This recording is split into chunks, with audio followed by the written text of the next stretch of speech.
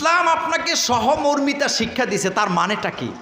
তার মানে হলো আপনার এলাকায় একটা লোক বিপদে আছে, তার চিকিৎসা চলে না, আপনি তার চিকিৎসার ব্যবস্থা করে দিবেন।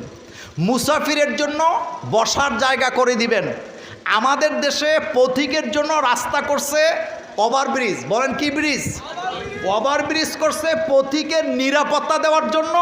আর এই ওভারব্রিজে না উঠে মৃত্যুর সাথে মারামারি করার লাইগা নিচে দিয়ে যায়। এটা আপনাদের নোয়াখালী যায় না, এটা আপনাদের নোয়াখালী যায় না। সহমর্মিতা কাকে বলে শুনেন। এই যে একটা মানুষের জন্য রাস্তা করে দেওয়া, একটা কালভার্ট করে দেওয়া, একটা কবরস্থান করে দেওয়া, গরিবের মেয়েকে বিয়ে দিয়ে দেওয়া, গরিবের ছেলে মেয়ে লেখাপড়ার ব্যবস্থা করে দেওয়া, এটা হলো সহমর্মিতা।